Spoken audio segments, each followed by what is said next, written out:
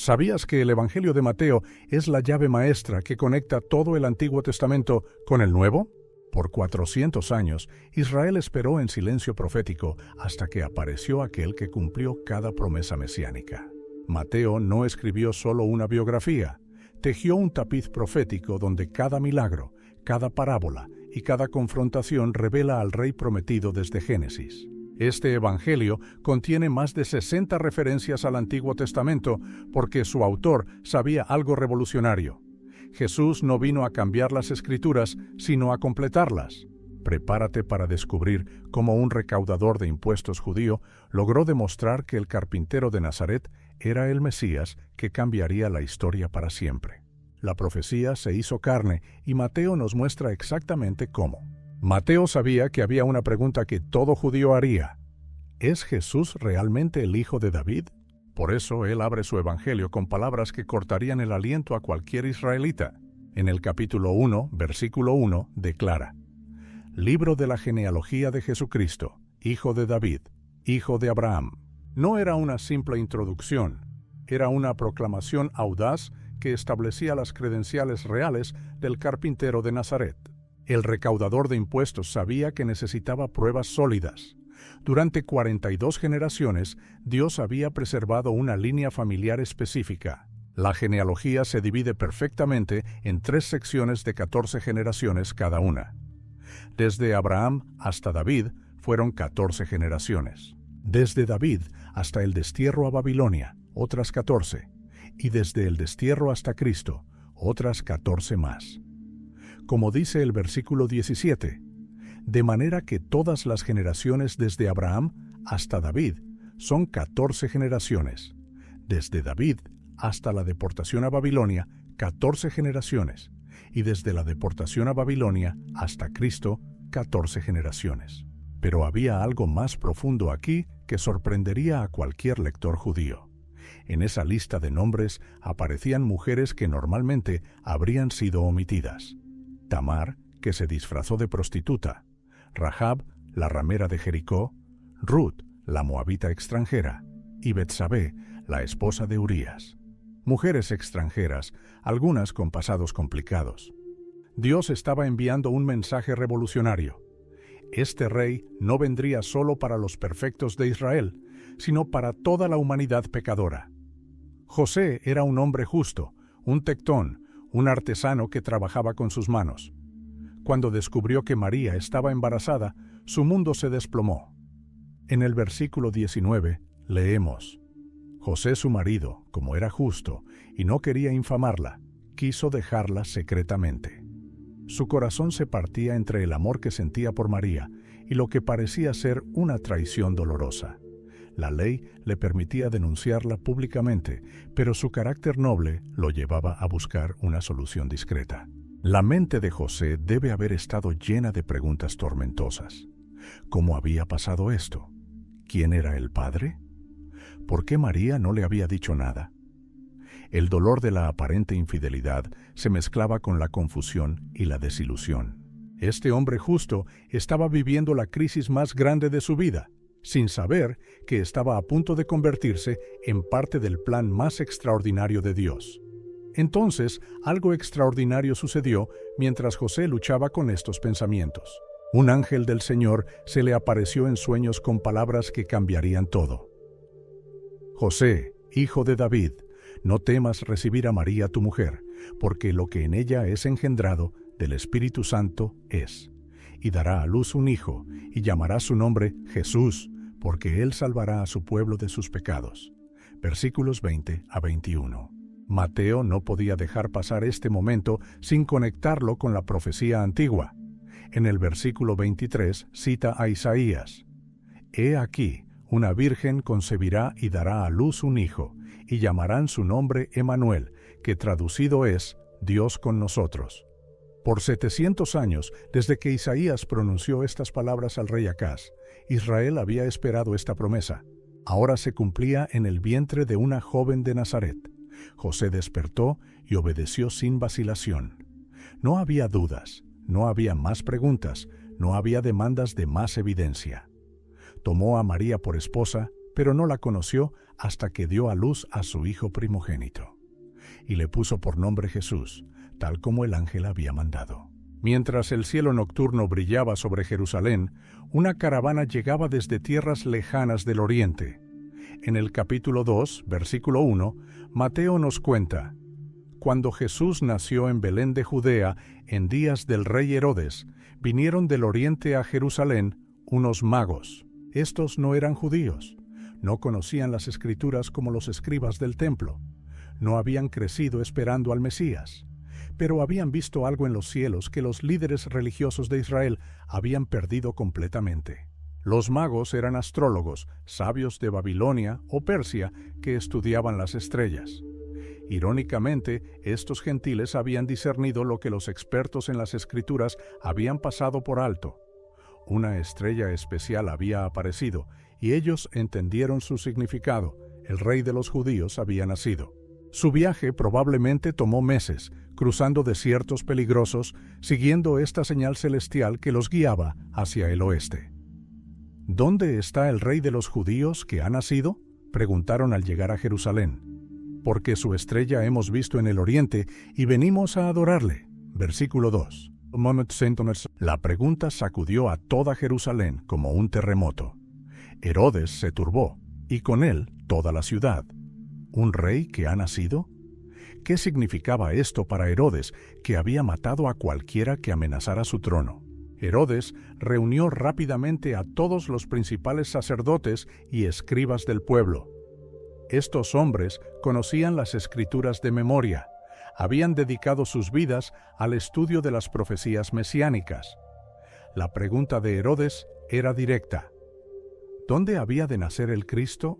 Ellos sabían la respuesta inmediatamente: en Belén de Judea, porque así está escrito por el profeta. Y tú, Belén de la tierra de Judá, no eres la más pequeña entre los príncipes de Judá, porque de ti saldrá un guiador que apacentará a mi pueblo Israel. Versículos 5 y 6. Los magos siguieron la estrella hasta Belén. Cuando la vieron detenerse sobre una casa específica, se regocijaron con muy grande gozo. No era el palacio que podrían haber esperado para un rey, sino una casa humilde. Entraron y vieron al niño con María su madre. Su respuesta fue inmediata. Se postraron y lo adoraron. Abrieron sus tesoros y le ofrecieron oro, incienso y mirra. 3 regalos proféticos: oro para el rey, incienso para el sacerdote, mirra para el que moriría. La adoración de los magos había terminado, pero el peligro apenas comenzaba. Dios había advertido a los magos en sueños que no volvieran a Herodes y regresaron a su tierra por otro camino.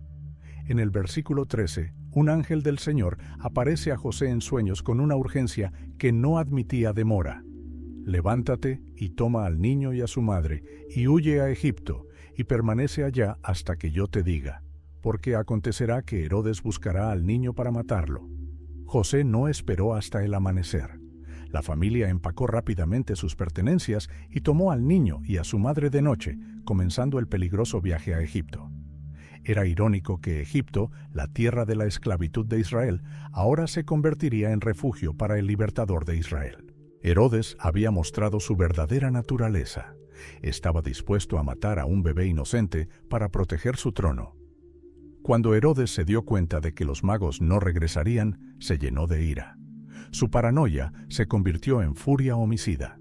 Envió soldados a Belén y a todos sus alrededores con órdenes terribles: matar a todos los niños menores de 2 años, conforme al tiempo que había inquirido de los magos. La masacre de los inocentes reveló hasta dónde puede llegar el corazón humano corrompido por el poder. Se cumplió lo que había dicho Jeremías el profeta: voz fue oída en Ramá, grande lamentación, lloro y gemido. Raquel que llora a sus hijos y no quiso ser consolada, porque perecieron. Versículo 18. El llanto de las madres de Belén resonó por toda la región. Sus bebés habían muerto por ser contemporáneos del Mesías. Pero en Egipto, la Sagrada Familia estaba a salvo bajo la protección divina. Permanecieron allí hasta que llegaron noticias de la muerte de Herodes. Entonces el ángel habló nuevamente a José: levántate, toma al niño y a su madre, y vete a tierra de Israel, porque han muerto los que procuraban la muerte del niño. Versículo 20. José obedeció inmediatamente, pero cuando supo que Arquelao reinaba en Judea, en lugar de su padre Herodes, temió ir allá. Avisado por revelación en sueños, José se fue a la región de Galilea y vino y habitó en la ciudad que se llama Nazaret. Así se cumplió lo que fue dicho por los profetas, que habría de ser llamado Nazareno. 30 años pasaron en silencio. Jesús creció en Nazaret, trabajó como tectón junto a José. Vivió una vida aparentemente ordinaria. Pero entonces el silencio profético se rompió dramáticamente. En el capítulo 3, versículo 1, Mateo escribe: En aquellos días vino Juan el Bautista predicando en el desierto de Judea. Su mensaje cortaba el aire como espada afilada. Arrepentíos, porque el reino de los cielos se ha acercado. Juan no era como los predicadores religiosos de su época. Su vestido era de pelo de camello, tenía un cinto de cuero alrededor de sus lomos, y su comida era langostas y miel silvestre. Parecía haber salido directamente de las páginas del Antiguo Testamento, como si Elías hubiera regresado de entre los muertos. Vivía en el desierto, lejos de las comodidades de la civilización, pero las multitudes venían a él desde todas partes. La gente venía desde Jerusalén, Judea y toda la región del Jordán. Se bautizaban en el río, confesando sus pecados públicamente. Pero cuando Juan vio que muchos fariseos y saduceos venían a su bautismo, les dijo palabras que cortaron como espadas. «Generación de víboras, ¿quién os enseñó a huir de la ira venidera? Haced, pues, frutos dignos de arrepentimiento». Versículos 7 a 8. Los fariseos y saduceos eran los líderes religiosos más respetados de Israel, pero Juan los llamó generación de víboras, serpientes venenosas. No bastaba con ser descendientes de Abraham, necesitaban frutos genuinos de arrepentimiento. Y no penséis decir dentro de vosotros mismos: a Abraham tenemos por padre, porque yo os digo que Dios puede levantar hijos a Abraham aún de estas piedras, declaró Juan. Juan sabía que su ministerio tenía un propósito específico y temporal. Yo a la verdad os bautizo en agua para arrepentimiento, explicaba. Pero el que viene tras mí, cuyo calzado yo no soy digno de llevar, es más poderoso que yo. Él os bautizará en Espíritu Santo y fuego. Versículo 11. El que venía después no sería como él. Tendría el aventador en su mano, limpiaría su era y recogería su trigo en el granero, pero quemaría la paja en fuego que nunca se apagaría. Entonces llegó el momento que Juan había estado anunciando durante meses. En el versículo 13 leemos: Entonces Jesús vino de Galilea a Juan al Jordán para ser bautizado por él. Después de 30 años de silencio, el Mesías finalmente aparecía en público. Pero Juan se resistía diciéndole: Yo necesito ser bautizado por ti, ¿y tú vienes a mí? Juan reconoció inmediatamente quién era Jesús. El precursor sabía que él necesitaba el bautismo de Jesús, no al revés. ¿Cómo podía el mayor bautizar al menor? ¿Cómo podía el pecador bautizar al sin pecado? Era como si la luna quisiera darle luz al sol. La respuesta de Jesús fue breve, pero profunda. Deja ahora, porque así conviene que cumplamos toda justicia. Versículo 15. Entonces Juan le permitió. No era que Jesús necesitara arrepentirse de pecados que nunca había cometido. Era que necesitaba identificarse completamente con la humanidad que había venido a salvar. Su bautismo era una declaración pública de solidaridad con los pecadores. Cuando Jesús fue bautizado, subió luego del agua. En ese momento, algo extraordinario sucedió que cambiaría el curso de la historia humana. Los cielos se abrieron y vio al Espíritu de Dios que descendía como paloma y venía sobre él. Y hubo una voz de los cielos que decía: Este es mi Hijo amado, en quien tengo complacencia. Por primera vez en el Nuevo Testamento, la Trinidad se manifestaba de manera visible y audible. El Hijo estaba en las aguas del Jordán, el Espíritu Santo descendía como paloma, el Padre hablaba desde los cielos. Era la inauguración pública del ministerio mesiánico. El rey había sido ungido oficialmente delante de todo Israel. Después del bautismo, algo inesperado sucedió que revelaría el carácter verdadero del Mesías. En el versículo 1 del capítulo 4, Mateo nos dice: «Entonces Jesús fue llevado por el Espíritu al desierto para ser tentado por el diablo». No fue idea de Jesús ir al desierto. El mismo Espíritu que había descendido sobre él en el bautismo ahora lo llevaba al lugar de la prueba más intensa. El desierto era el lugar apropiado para esta confrontación. Era donde Israel había fallado durante 40 años, murmurando contra Dios, adorando becerros de oro, rebelándose constantemente. Ahora el verdadero Israel, Jesús, enfrentaría las mismas tentaciones en el mismo tipo de lugar. Ayunó 40 días y 40 noches, y después tuvo hambre. Su humanidad era real, sentía el dolor del hambre, la debilidad física, la necesidad desesperante de alimento. Era en este momento de máxima vulnerabilidad que el tentador se acercó con su primera trampa sutil. «Si eres hijo de Dios, di que estas piedras se conviertan en pan», sugirió el diablo en el versículo 3. La tentación parecía razonable. ¿Por qué debería pasar hambre el Hijo de Dios? ¿No tenía derecho a usar su poder divino para satisfacer sus necesidades humanas legítimas? Pero era precisamente esta lógica la que había destruido a Adán y Eva. La respuesta de Jesús vino directamente de las Escrituras. Escrito está: «No solo de pan vivirá el hombre, sino de toda palabra que sale de la boca de Dios». Versículo 4. Citó Deuteronomio 8:3, recordando la lección que Israel debería haber aprendido en el desierto. La vida dependía más de la obediencia a Dios que del alimento físico. El diablo cambió de táctica. Lo llevó a la santa ciudad, lo puso sobre el pináculo del templo y le dijo: «Si eres hijo de Dios, échate abajo, porque escrito está: a sus ángeles mandará acerca de ti, y en sus manos te sostendrán, para que no tropieces con tu pie en piedra». Versículo 6. Jesús respondió: «Escrito está también: no tentarás al Señor tu Dios». Versículo 7. La tercera tentación fue la más directa. El diablo lo llevó a un monte muy alto, le mostró todos los reinos del mundo y la gloria de ellos, y le dijo: «Todo esto te daré, si postrado me adorares». Jesús le dijo: «Vete, Satanás, porque escrito está: al Señor tu Dios adorarás, y a Él solo servirás». Versículo 10. El diablo entonces le dejó, derrotado completamente, y vinieron ángeles y le servían. Donde el primer Adán había fallado en un jardín de abundancia, el último Adán había triunfado en un desierto de escasez.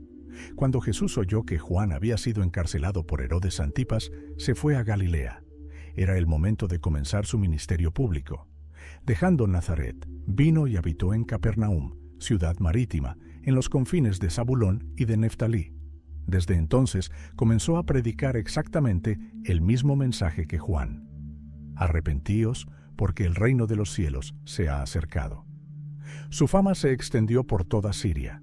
Le trajeron todos los que tenían dolencias, los que padecían diversas enfermedades y tormentos, los endemoniados, lunáticos y paralíticos, y los sanó.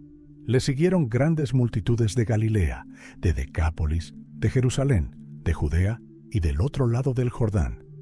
Viendo las multitudes, subió al monte. Era el lugar natural para un rey dar un discurso importante.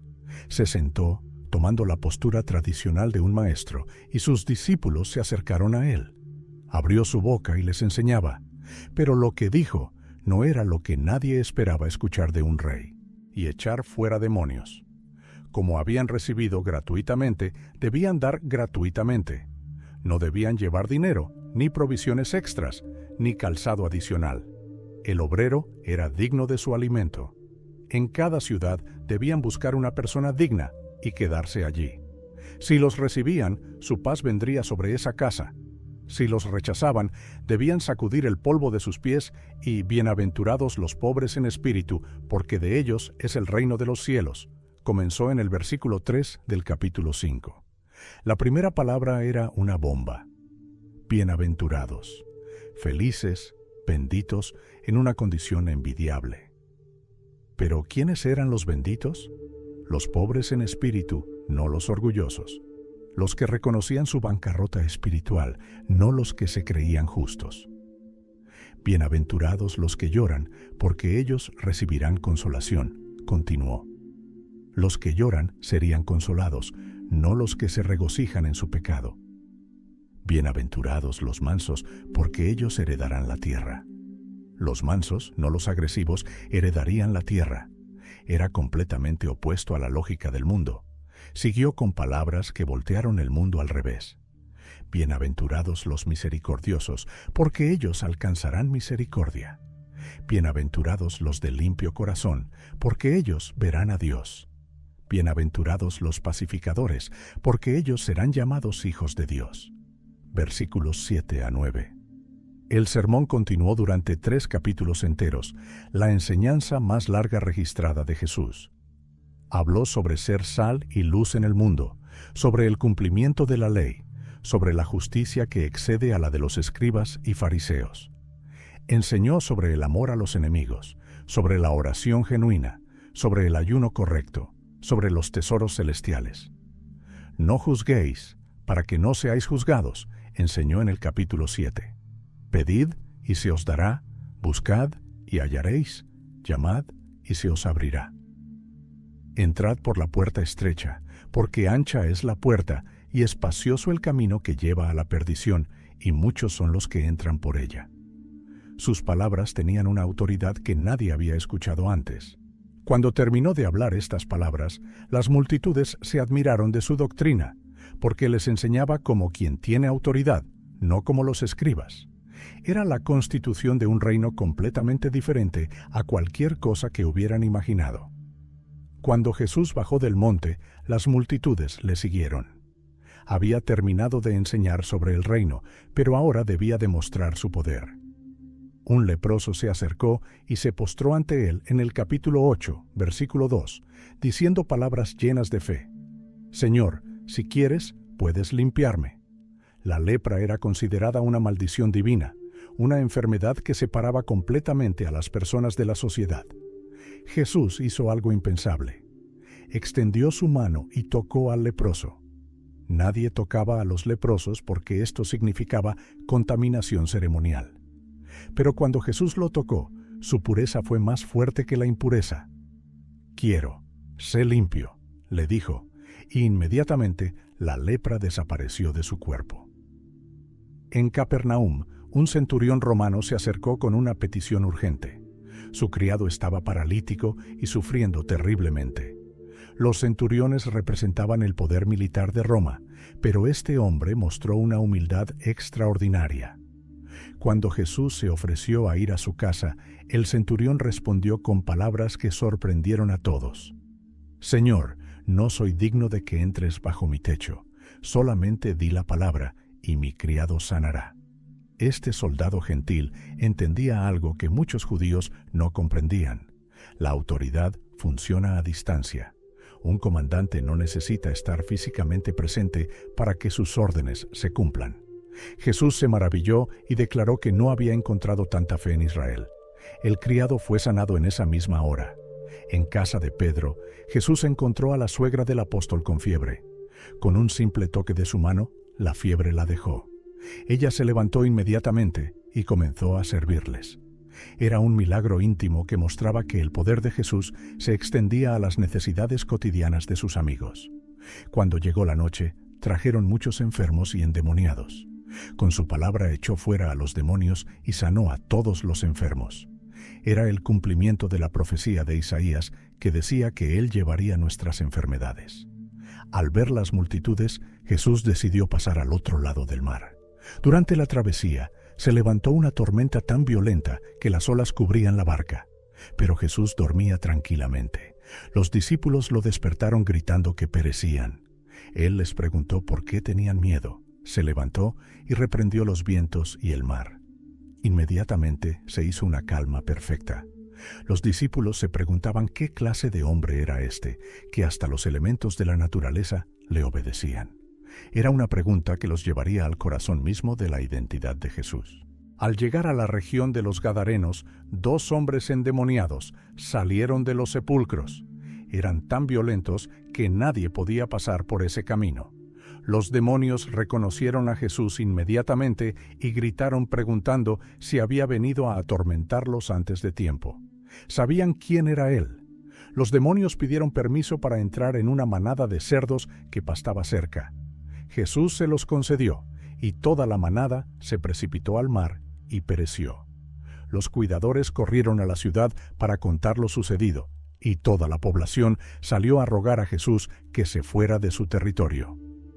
De regreso a Capernaum, trajeron a Jesús un paralítico en una camilla. Viendo la fe de los que lo trajeron, Jesús le dijo algo inesperado: «Ten ánimo, hijo, tus pecados te son perdonados». Los escribas pensaron que esto era blasfemia, porque solo Dios puede perdonar pecados. Jesús, conociendo sus pensamientos, les preguntó qué era más fácil: decir que los pecados están perdonados o decir que se levante y ande. Entonces, para demostrar que tenía autoridad para perdonar pecados, le dijo al paralítico que tomara su camilla y se fuera a casa. El hombre se levantó y caminó delante de todos.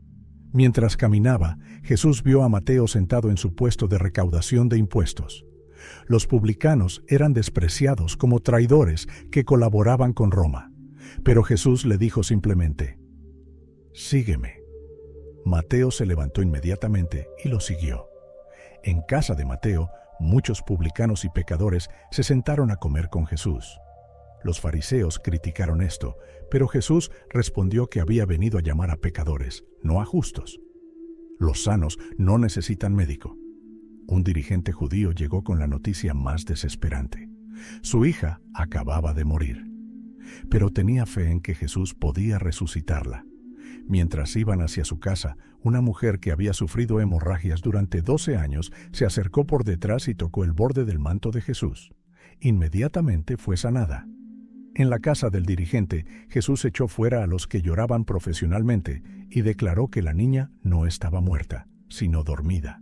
Se burlaron de él, pero cuando tomó la mano de la niña, ella se levantó viva.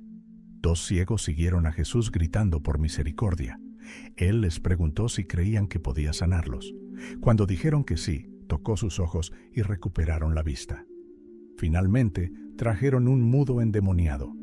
Cuando el demonio fue expulsado, el hombre habló. Las multitudes dijeron que nunca habían visto nada igual en Israel.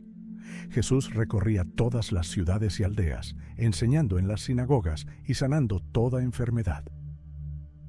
Cuando vio las multitudes, tuvo compasión de ellas, porque estaban como ovejas sin pastor. Le dijo a sus discípulos que la cosecha era abundante, pero los trabajadores eran pocos. Era tiempo de multiplicar el ministerio. Llamó a sus 12 discípulos y les dio algo extraordinario: autoridad sobre los espíritus inmundos y poder para sanar toda enfermedad.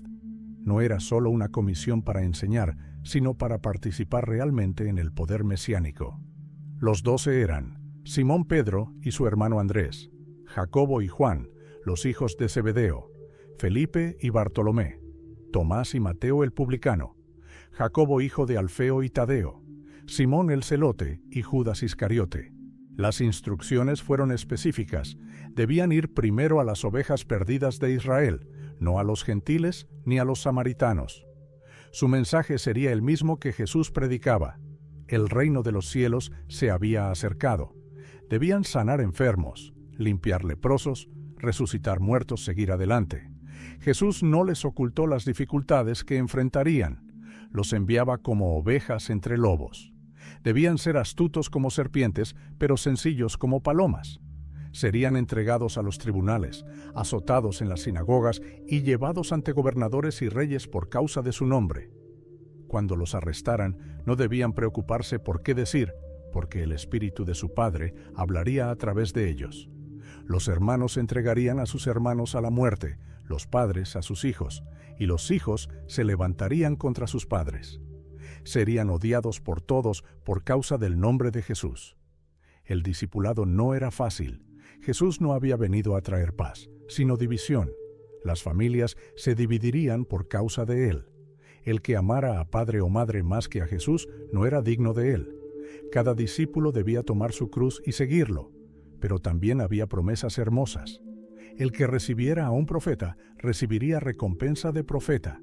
El que diera tan solo un vaso de agua fría a uno de estos pequeños no perdería su recompensa. Dios recompensaría hasta el acto más pequeño de bondad hecho en nombre de Jesús. Mientras Jesús predicaba libremente, Juan el Bautista languía en la prisión de Herodes. Desde su celda, Juan escuchaba reportes del ministerio de Jesús que no coincidían con sus expectativas del Mesías. Había esperado juicio inmediato, separación radical del trigo y la paja, el hacha puesta a la raíz de los árboles. Pero los reportes hablaban de sanidades, comidas con pecadores, y misericordia en lugar de juicio. Las dudas comenzaron a crecer en el corazón del precursor. ¿Había estado equivocado? ¿Era Jesús realmente el Mesías que él había anunciado? Juan envió 2 de sus discípulos con una pregunta directa. ¿Eres tú el que había de venir o esperaremos a otro? Era una pregunta dolorosa viniendo del hombre que había bautizado a Jesús y había escuchado la voz del Padre desde el cielo. Jesús no respondió con una simple afirmación o negación. En lugar de eso, señaló la evidencia. Los ciegos veían, los cojos andaban, los leprosos eran limpiados, los sordos oían, los muertos resucitaban y a los pobres se les anunciaba el Evangelio. Estas eran exactamente las señales mesiánicas que Isaías había profetizado, pero agregó una bendición especial. Bienaventurado es el que no halle tropiezo en mí. Jesús entendía que sus métodos podían confundir incluso a sus seguidores más cercanos. El Mesías había venido primero como Salvador sufriente, no como juez conquistador. Cuando los discípulos de Juan se fueron, Jesús comenzó a hablar a las multitudes sobre Juan. No era una caña sacudida por el viento, no era un hombre que buscara comodidades en palacios reales. Era un profeta, y más que profeta. Era el mensajero que había preparado el camino delante del Mesías. Entre los nacidos de mujer no había surgido otro mayor que Juan, pero el más pequeño en el reino de los cielos era mayor que él.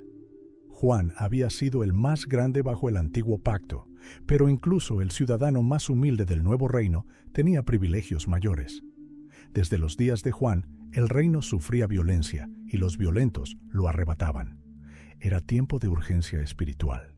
Los que buscaban a Dios con desesperación lo encontraban, pero los complacientes se lo perdían. Jesús comparó su generación con niños caprichosos en la plaza. Cuando Juan había venido con austeridad, dijeron que tenía demonio.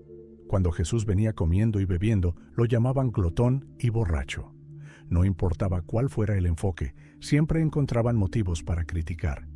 El tono de Jesús cambió dramáticamente cuando comenzó a confrontar a las ciudades que habían rechazado su mensaje. Estas ciudades habían presenciado la mayoría de sus milagros, pero no se habían arrepentido. Su privilegio se había convertido en su mayor responsabilidad. «¡Ay de ti, Corazín! ¡Ay de ti, Betsaida!», declaró. Si los mismos milagros se hubieran hecho en Tiro y Sidón, esas ciudades paganas se habrían arrepentido hace mucho tiempo en silicio y ceniza. En el día del juicio sería más tolerable para Tiro y Sidón que para estas ciudades privilegiadas. Capernaum recibió la condena más severa. Esta ciudad había sido la base de operaciones de Jesús, había presenciado más milagros que cualquier otra. Pero su incredulidad era proporcional a su privilegio. Jesús declaró que si los milagros hechos en Capernaum se hubieran hecho en Sodoma, esa ciudad malvada habría permanecido hasta el día presente. Era una comparación impactante. Sodoma había sido destruida por fuego del cielo debido a su extrema maldad. Pero Jesús declaró que incluso Sodoma habría respondido mejor a los milagros que Capernaum. El privilegio espiritual rechazado traía mayor condenación que la ignorancia moral. En medio de este juicio, Jesús se volvió al Padre en oración. Le agradeció por haber escondido estas cosas de los sabios y entendidos, y haberlas revelado a los sencillos. No era favoritismo divino, sino que los orgullosos se habían cerrado a la verdad por su propia arrogancia. Jesús declaró que todas las cosas le habían sido entregadas por el Padre. Nadie conocía al Hijo sino el Padre, y nadie conocía al Padre, sino el Hijo, y aquellos a quienes el Hijo quisiera revelarlo. Era una afirmación extraordinaria de autoridad divina exclusiva. Pero inmediatamente después del juicio, vino la invitación más tierna de todo el Evangelio. Venid a mí todos los que estáis trabajados y cargados, y yo os haré descansar. Después de condenar a las ciudades rebeldes, Jesús extendió sus brazos a todos los que reconocieran su necesidad. El yugo de Jesús era fácil y su carga ligera. Los maestros religiosos habían cargado al pueblo con tradiciones pesadas que ellos mismos no podían llevar. Pero Jesús ofrecía un yugo de gracia donde la obediencia surgía del amor, no del legalismo. El primer conflicto abierto sobre el Sabbat ocurrió cuando Jesús y sus discípulos caminaban por un campo de trigo en día de reposo. Los discípulos tenían hambre y comenzaron a arrancar espigas para comer. Los fariseos inmediatamente los acusaron de violar el Sabbat. Los fariseos habían creado un sistema complejo de regulaciones sabáticas. Arrancar espigas se consideraba cosechar, frotarlas entre las manos se consideraba trillar. Para ellos, esto era trabajo prohibido en el día sagrado. Jesús respondió citando el ejemplo de David, quien había comido el pan consagrado del tabernáculo cuando tuvo hambre. También mencionó que los sacerdotes trabajaban en el templo durante el Sabbat sin ser culpables. Si ellos podían profanar el Sabbat sirviendo en el templo, ¿qué decía eso sobre la naturaleza del día? Entonces hizo una declaración revolucionaria. Algo mayor que el templo estaba allí. El templo era el lugar más sagrado del judaísmo, pero Jesús declaró que él mismo era mayor. Era la presencia de Dios encarnada. Citó al profeta Oseas: «Misericordia quiero, y no sacrificio». Dios siempre había valorado la compasión sobre el ritualismo vacío. Los fariseos habían perdido el corazón de la ley en su obsesión con las reglas externas. La declaración final fue inequívoca. El Hijo del Hombre es Señor del Sabbat. Jesús no estaba sujeto al Sabbat. El Sabbat estaba sujeto a él. Como su Señor, tenía autoridad para interpretarlo correctamente. En la sinagoga, los fariseos le presentaron un hombre con una mano seca. Era una trampa. Querían ver si Jesús sanaría en Sabbat para poder acusarlo. Jesús respondió con una lógica irrefutable. Si ellos rescatarían una oveja que cayera en un hoyo en Sabbat, ¿cuánto más apropiado era ayudar a un ser humano? Le dijo al hombre que extendiera su mano, y fue restaurada completamente. Los fariseos no pudieron refutar la lógica ni negar el milagro, pero su respuesta reveló la dureza de sus corazones. Salieron a conspirar cómo destruir a Jesús. Jesús se retiró para evitar la confrontación prematura, pero continuó sanando a todos los que venían a él.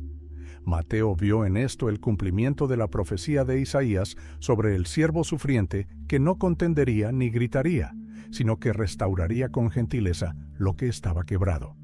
Trajeron a Jesús un hombre que era ciego, mudo y endemoniado. Con una palabra, Jesús lo sanó completamente. El milagro era tan extraordinario que las multitudes comenzaron a preguntarse si éste podría ser el hijo de David, el Mesías prometido. Los fariseos escucharon estos murmullos y se dieron cuenta de que debían actuar rápidamente. No podían negar el milagro, pero tampoco podían permitir que la gente concluyera que Jesús era el Mesías. Su solución fue diabólica: atribuir el poder de Jesús a Beelzebú, el príncipe de los demonios. Jesús conocía sus pensamientos y respondió con lógica perfecta. Todo reino dividido contra sí mismo no puede permanecer. Si Satanás echara fuera a Satanás, estaría destruyendo su propio reino. Ningún reino puede sobrevivir a una guerra civil perpetua. Además, si Jesús echaba fuera demonios por Beelzebú, entonces los exorcistas fariseos también serían agentes de Satanás. Ellos mismos los juzgarían. La única explicación restante era que Jesús echaba fuera demonios por el Espíritu de Dios, lo que significaba que el reino de Dios había llegado. Jesús usó la ilustración del hombre fuerte. Para saquear la casa de un hombre fuerte, primero hay que atarlo. Satanás había sido el hombre fuerte que mantenía cautiva a la humanidad, pero ahora uno más fuerte había llegado para liberar a los cautivos. No había terreno neutral en esta guerra espiritual. El que no estaba con Jesús estaba contra él. El que no recogía con él desparramaba. Entonces vino la declaración más solemne. Todo pecado y blasfemia sería perdonada, pero la blasfemia contra el Espíritu Santo no tenía perdón, ni en este mundo ni en el venidero. Incluso hablar contra el Hijo del Hombre podía ser perdonado, pero atribuir conscientemente la obra del Espíritu Santo a Satanás cruzaba una línea irreversible. Los fariseos habían visto evidencia clara de que Jesús actuaba por el poder de Dios, pero deliberadamente la atribuían al mal. Era el endurecimiento final del corazón contra la verdad obvia. Los frutos de Jesús eran claramente buenos: ciegos que veían, mudos que hablaban, demonios que huían. Un árbol malo no puede producir frutos buenos. Sus palabras revelaban que sus corazones estaban corrompidos, porque de la abundancia del corazón habla la boca. Después de presenciar tantos milagros, algunos escribas y fariseos tuvieron la audacia de pedir una señal. Era incredulidad disfrazada de investigación científica.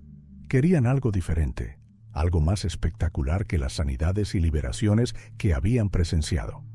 Jesús los llamó generación mala y adúltera. Una generación adúltera era aquella que había sido infiel a su pacto con Dios. Ellos demandaban señales, pero solo recibirían una: la señal del profeta Jonás. Así como Jonás había estado 3 días y 3 noches en el vientre del gran pez, el Hijo del Hombre estaría 3 días y 3 noches en el corazón de la tierra. Era la primera profecía clara sobre su muerte y resurrección. La señal suprema no sería otro milagro de sanidad, sino la victoria sobre la muerte misma. Jesús contrastó la incredulidad de su generación con la fe de los gentiles del pasado. Los hombres de Nínive se habían arrepentido ante la predicación de Jonás, pero aquí estaba uno mayor que Jonás, y ellos no respondían.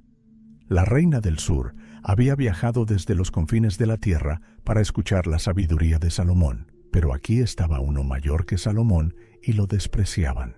Entonces contó una parábola inquietante sobre un espíritu inmundo que sale de un hombre. Cuando regresa, encuentra la casa barrida y adornada, pero vacía. Trae consigo 7 espíritus peores que él, y el estado final del hombre es peor que el primero. Así sería con esa generación malvada. Era una advertencia profética sobre Israel. Expulsar la idolatría sin llenar el vacío con Dios verdadero solo preparaba el camino para una corrupción peor. La reforma externa sin renovación interna era inútil. Mientras Jesús aún hablaba, su madre y sus hermanos llegaron y querían hablar con él. Alguien le informó que estaban afuera. Su respuesta redefinió las relaciones familiares. Extendiendo su mano hacia sus discípulos, declaró que estos eran su madre y sus hermanos. Las relaciones del reino trascendían los lazos de sangre. Cualquiera que hiciera la voluntad del Padre Celestial se convertía en hermano, hermana y madre de Jesús. Era la familia espiritual que duraría por la eternidad. Aquel mismo día, Jesús salió de la casa y se sentó junto al mar. Se reunieron tantas multitudes que tuvo que subir a una barca para enseñar. Desde allí comenzó a hablar en parábolas, un método de enseñanza que revelaría y ocultaría al mismo tiempo. La primera parábola fue sobre un sembrador que salió a sembrar. Parte de la semilla cayó junto al camino, y las aves la comieron. Otra parte cayó en pedregales, donde no había mucha tierra. Brotó rápidamente, pero se secó, porque no tenía raíz profunda. Otra cayó entre espinos que la ahogaron, pero la que cayó en buena tierra dio fruto, a 100, a 60 y a 30 por uno. Cuando los discípulos preguntaron por qué hablaba en parábolas, Jesús explicó que a ellos se les había dado conocer los misterios del reino, pero a otros no.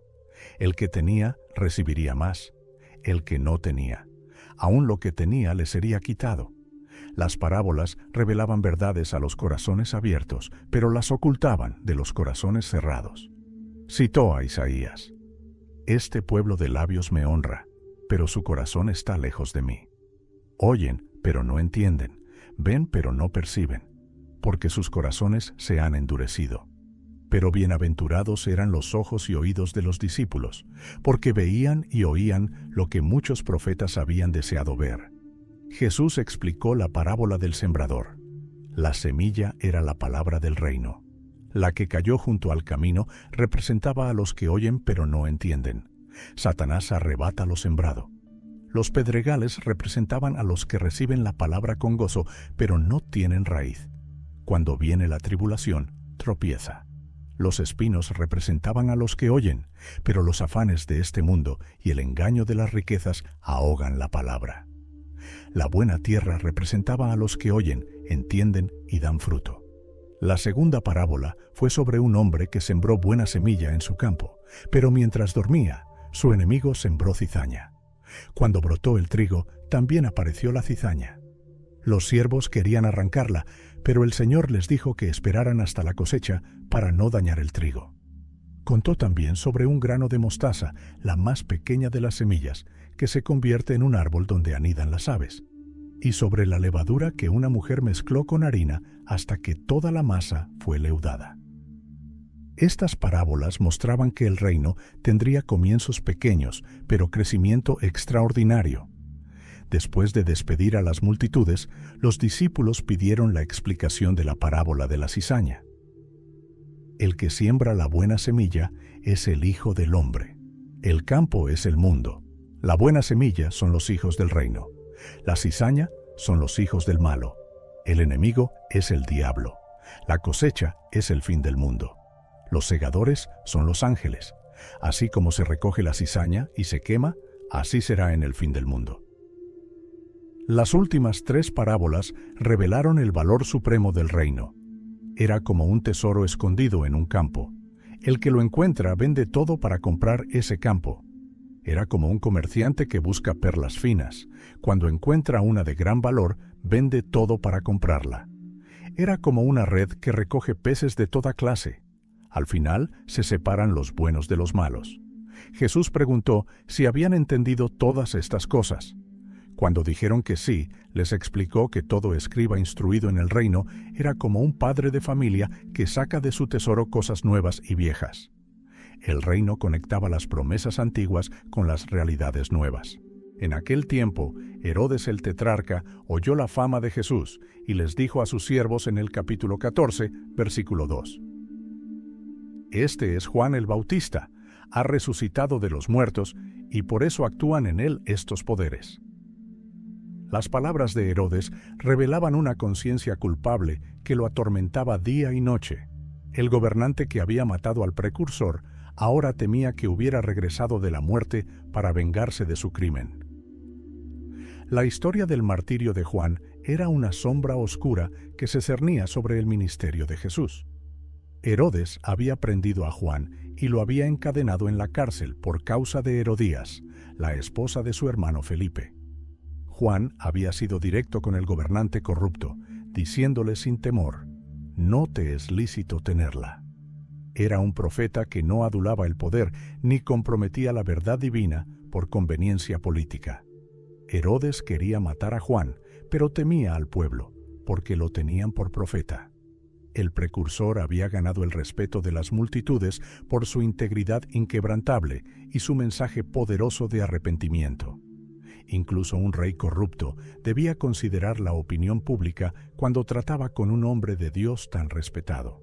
Pero llegó el día del cumpleaños de Herodes, cuando la hija de Herodías danzó en medio de la fiesta y agradó al rey y a sus invitados. Prometió con juramento darle todo lo que pidiera, hasta la mitad de su reino.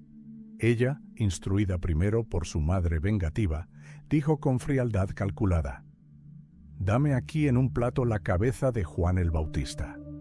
El rey se entristeció profundamente, pero por el juramento público y por los que estaban sentados con él a la mesa, mandó que se la dieran.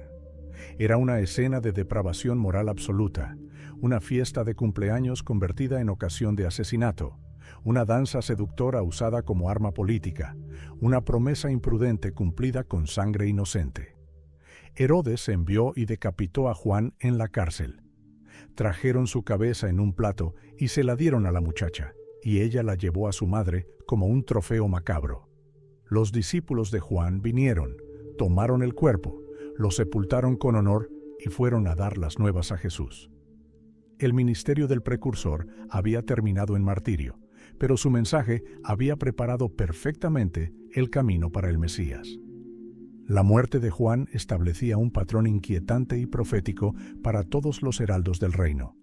El mundo no recibe bien a los mensajeros de Dios que confrontan el pecado y llaman al arrepentimiento.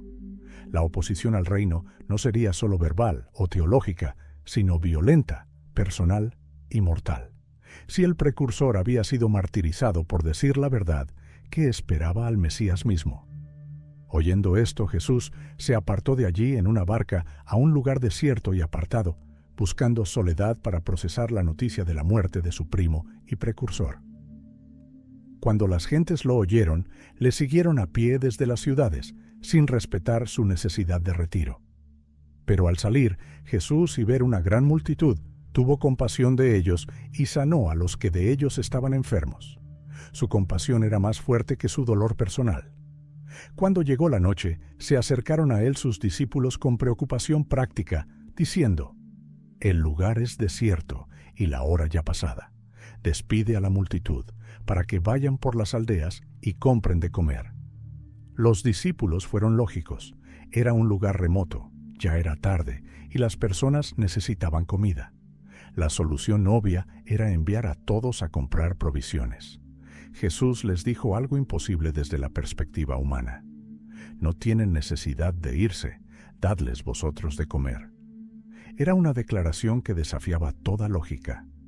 ¿Cómo podrían unos pocos discípulos alimentar a miles de personas en un lugar desierto sin restaurantes ni mercados? Pero Jesús estaba a punto de demostrar que los recursos divinos no se limitan por las circunstancias humanas. Ellos le dijeron con desaliento: «No tenemos aquí sino 5 panes y 2 peces». Era una cantidad ridículamente pequeña para alimentar a una multitud hambrienta. Un niño había traído su almuerzo modesto, pero ¿qué era eso para tantas personas? Los discípulos veían la escasez absoluta. Jesús vería la abundancia divina esperando ser liberada. Él les dijo con autoridad: «Traédmelos acá». Entonces mandó a la gente recostarse sobre la hierba en grupos ordenados, y tomando los 5 panes y los 2 peces, y levantando los ojos al cielo, en reconocimiento del Padre como la fuente de toda provisión, bendijo los alimentos, los partió y dio los panes a los discípulos, y los discípulos a la multitud con asombro creciente. Y comieron todos, y se saciaron completamente, y alzaron lo que sobró de los pedazos, 12 cestas llenas. Los que comieron fueron como 5,000 hombres, sin contar las mujeres y los niños, lo que significa que probablemente había más de 15,000 personas. No solo hubo suficiente comida, sino abundancia sobresaliente que demostraba que los recursos de Dios exceden nuestras necesidades más grandes. Más adelante, en el capítulo 15, versículos 29 al 39, Jesús realizó un segundo milagro de alimentación con circunstancias ligeramente diferentes. Una multitud había estado con él 3 días completos en el desierto, tiempo suficiente para agotar cualquier provisión que hubieran traído. Jesús mostró preocupación pastoral genuina.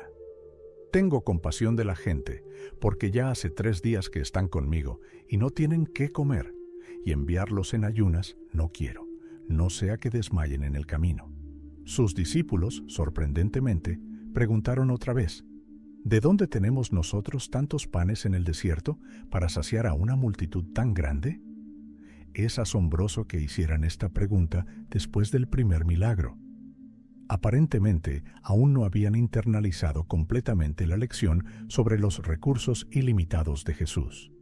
Esta vez había 7 panes y unos pocos pececillos. Jesús mandó a la multitud recostarse, tomó los alimentos, dio gracias al Padre, los partió y distribuyó a través de sus discípulos.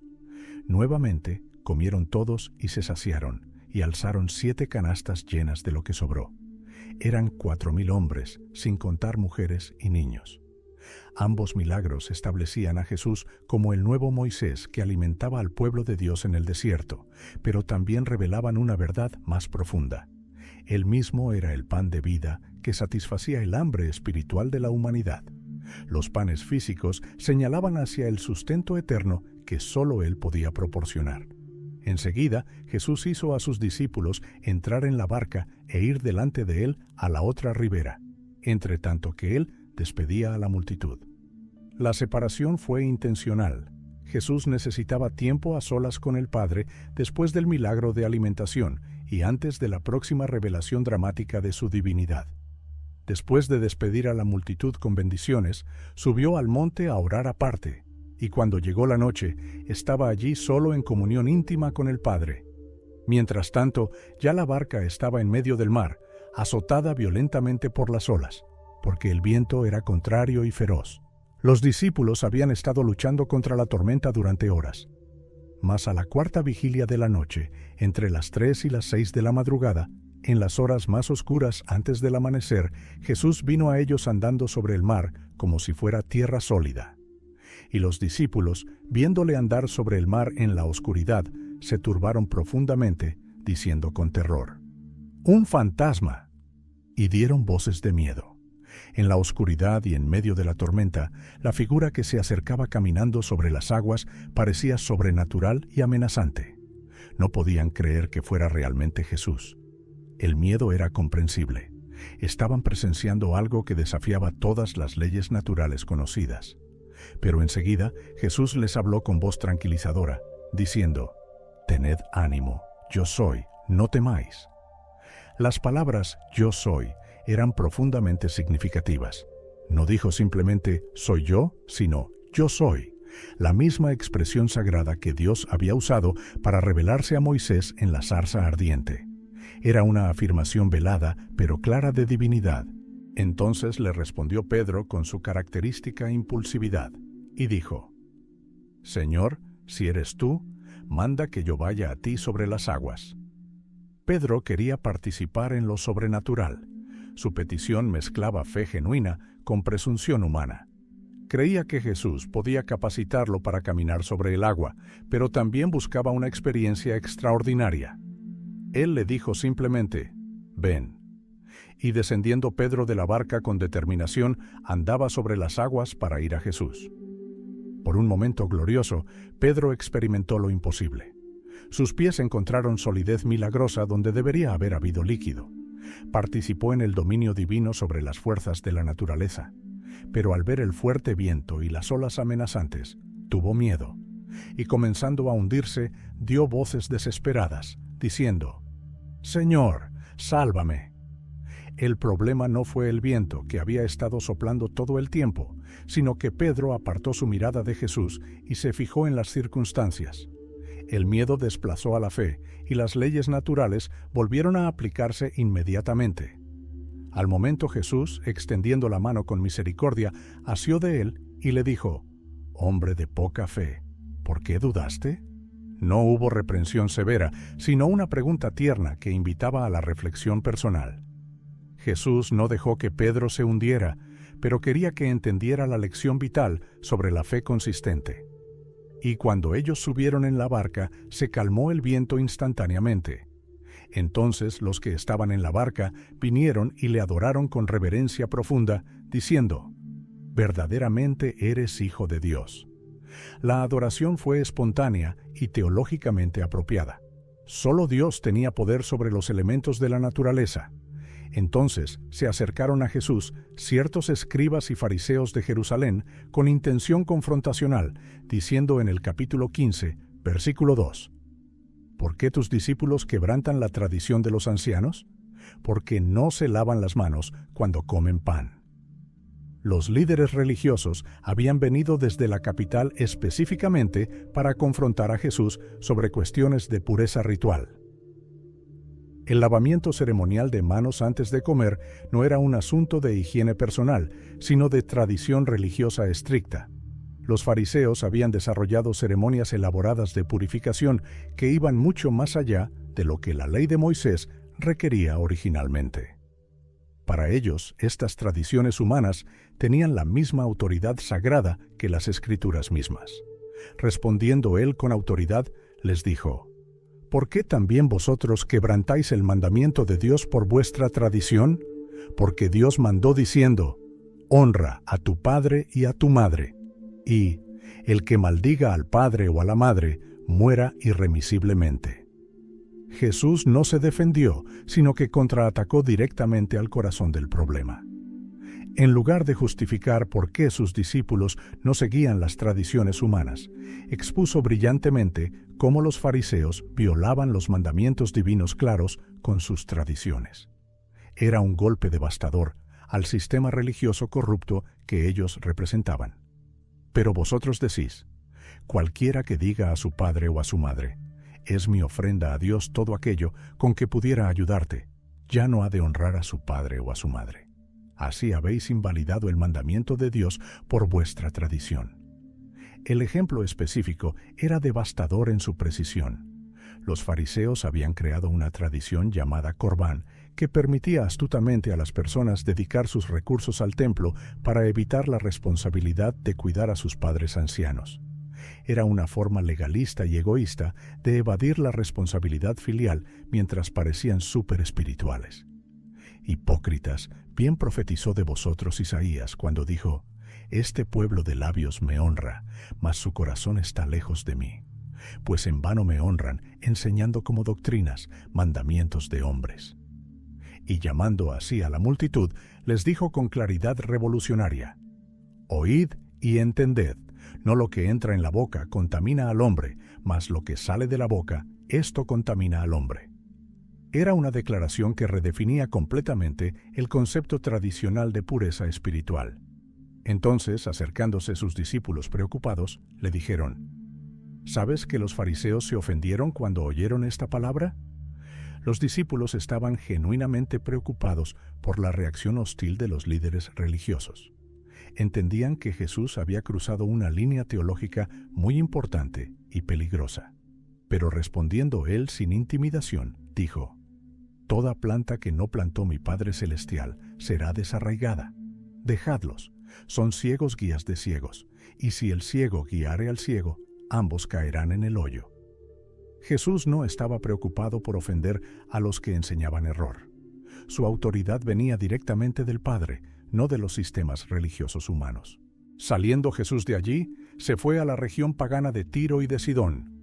Y he aquí una mujer cananea que había salido de aquella región clamaba con desesperación, diciéndole, «Señor, Hijo de David, ten misericordia de mí. Mi hija es gravemente atormentada por un demonio». Esta mujer era todo lo que los fariseos considerarían ceremonialmente impuro. Era gentil, era mujer y estaba asociada con demonios. Pero su fe extraordinaria superaría todos los prejuicios religiosos establecidos. Reconoció a Jesús como el Hijo de David, un título mesiánico específico que muchos judíos aún no habían usado. Después de una conversación que probó su fe persistente, Jesús finalmente respondió con admiración, «Oh mujer, grande es tu fe, hágase contigo como quieres». Y su hija fue sanada completamente desde aquella hora. La fe de esta mujer gentil contrastaba dramáticamente con la incredulidad de muchos líderes religiosos judíos. El reino era verdaderamente para todos los que creían, sin importar su trasfondo étnico o social.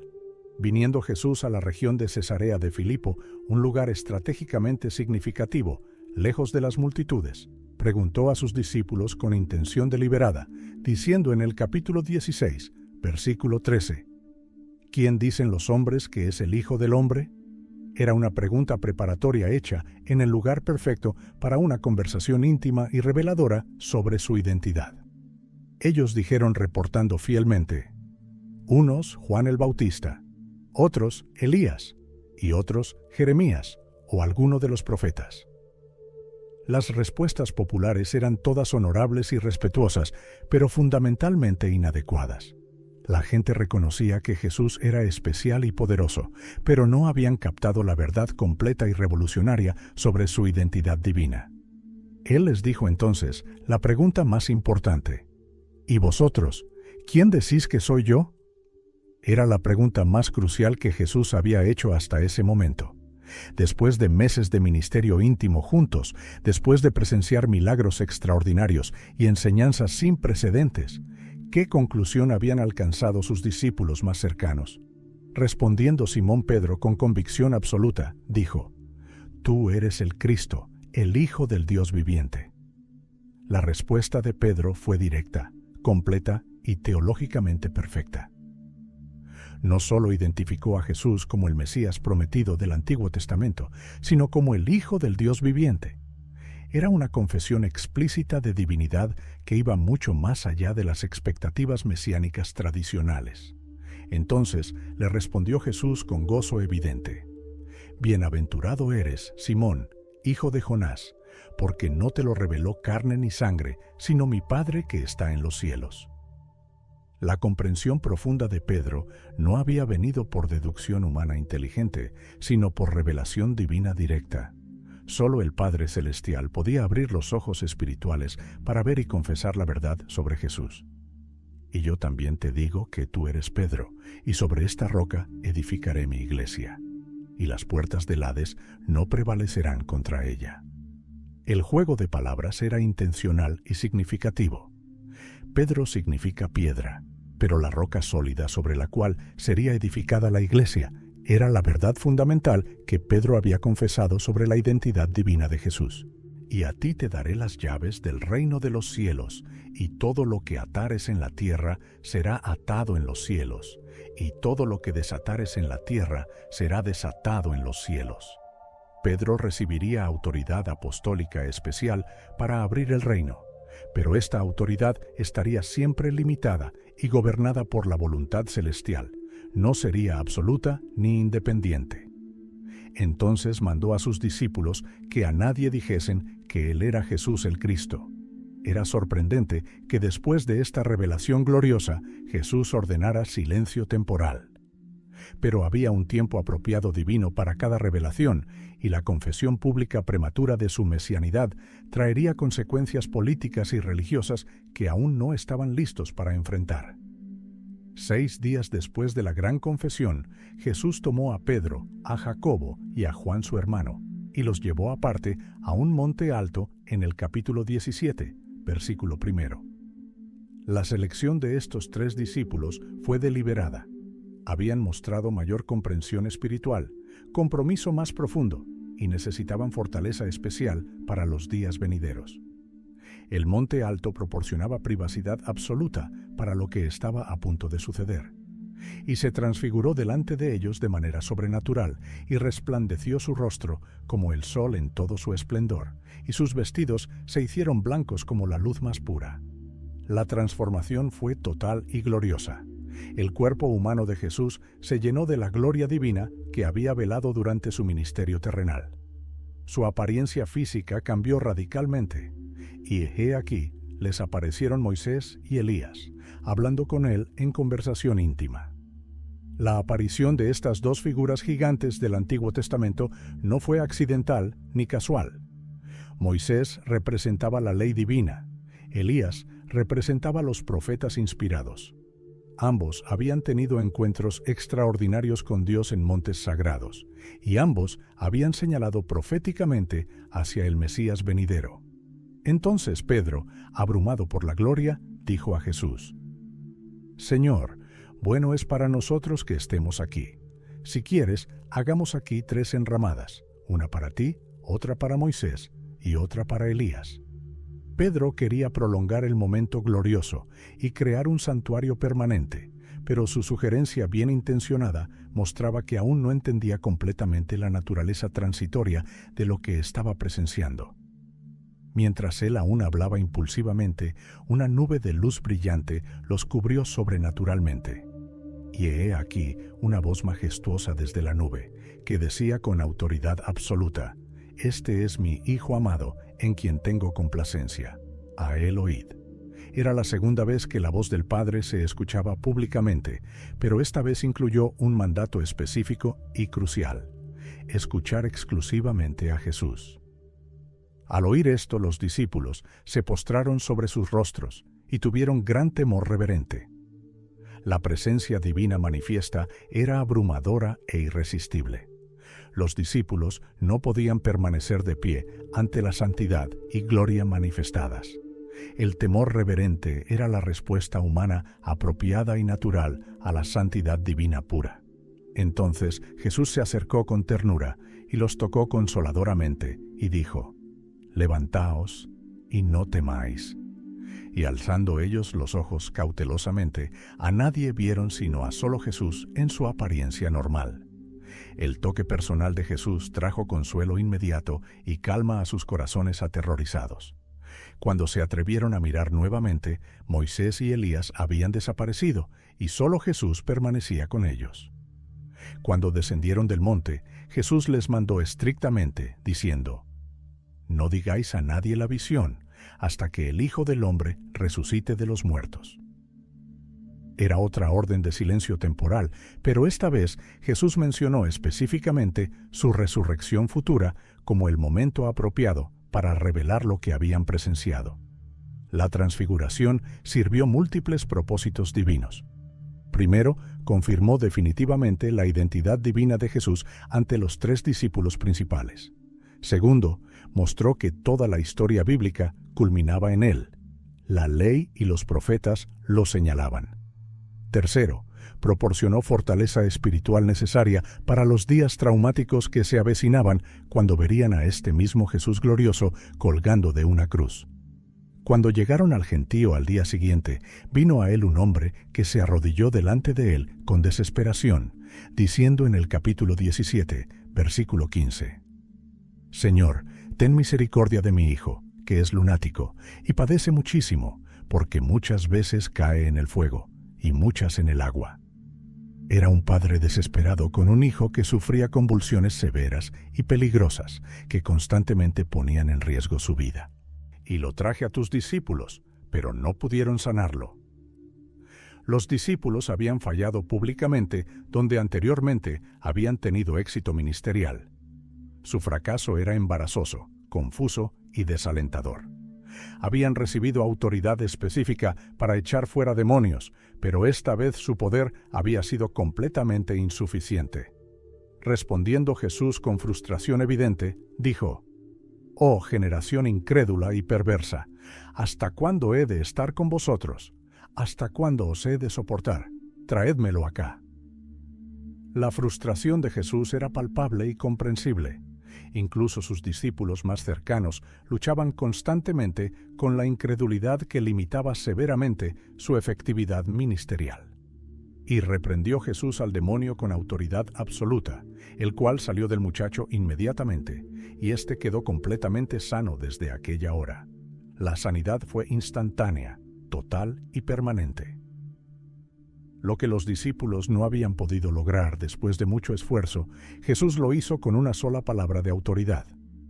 Viniendo entonces los discípulos a Jesús en privado, dijeron con humildad genuina: «¿Por qué nosotros no pudimos echarlo fuera?».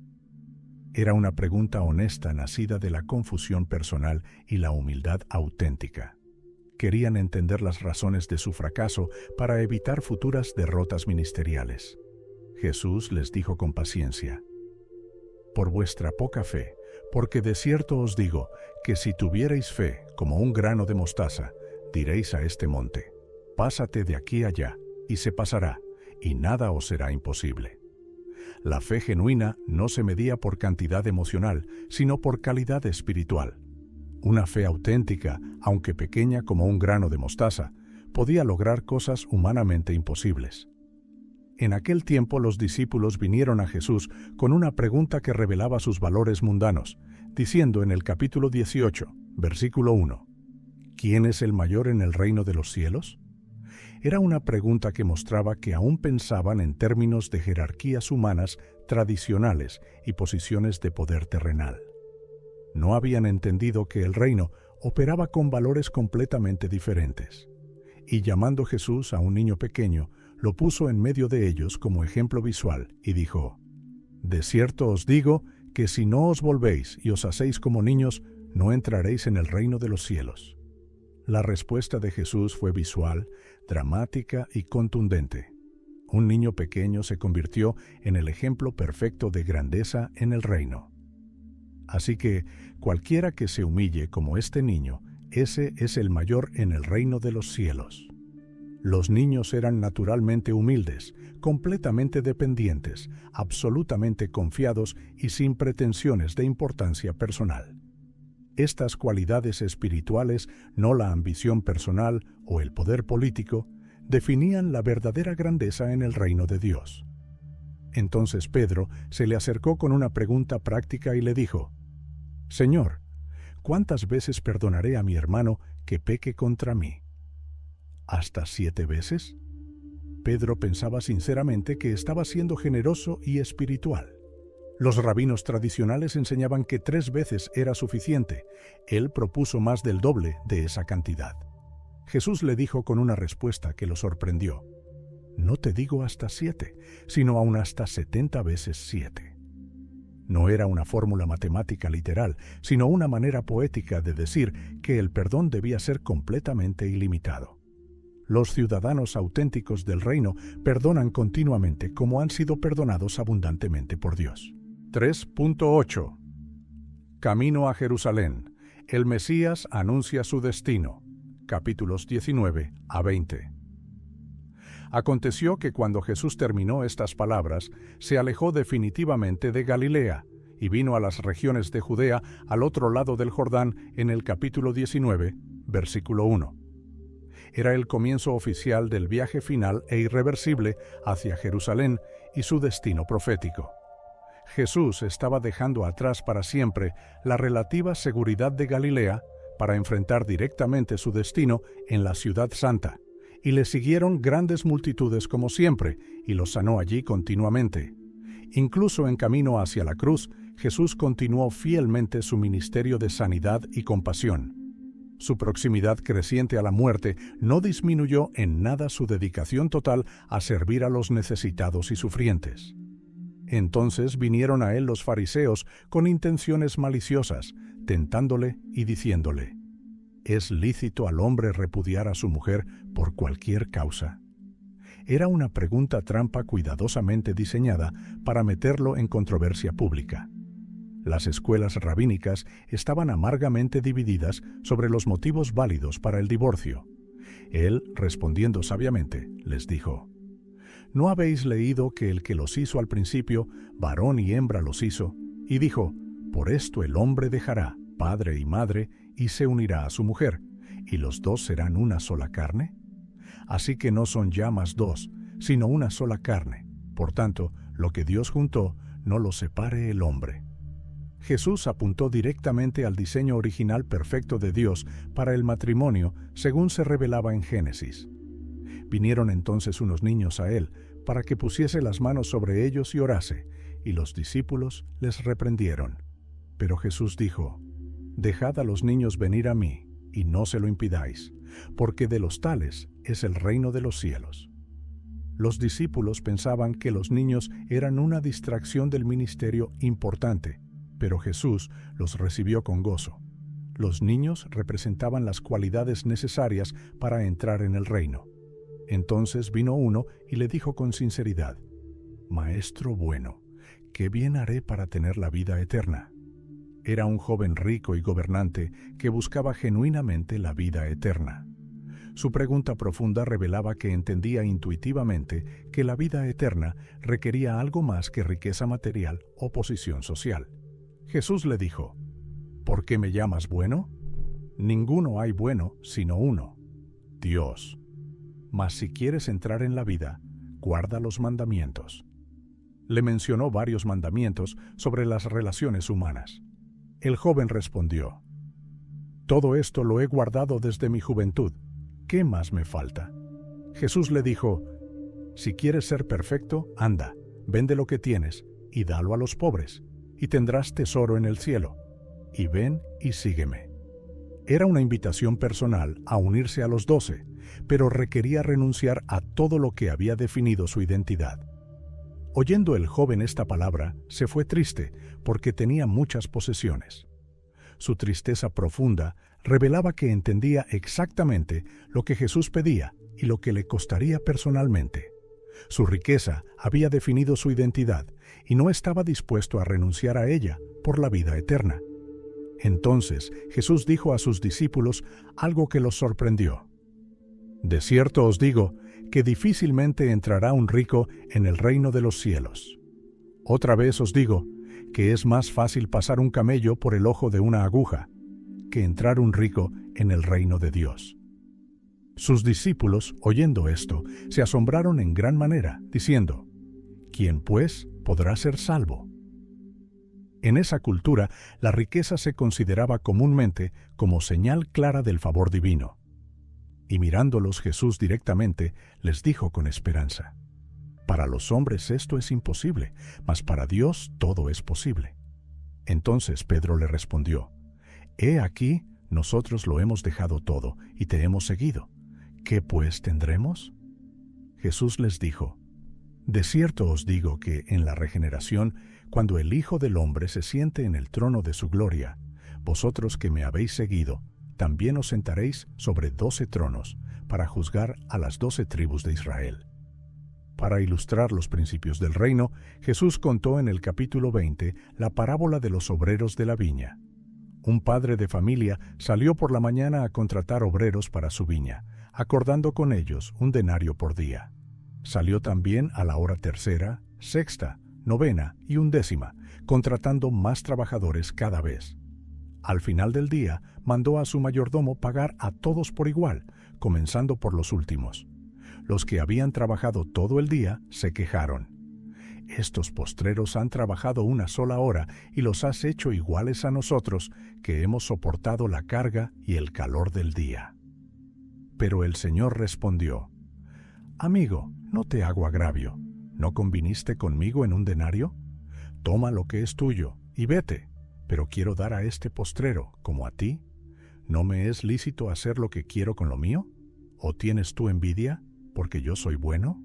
Así, los primeros serán postreros, y los postreros primeros, porque muchos son llamados, mas pocos escogidos. Era una lección sobre la gracia divina que no se basa en méritos humanos, sino en la generosidad de Dios.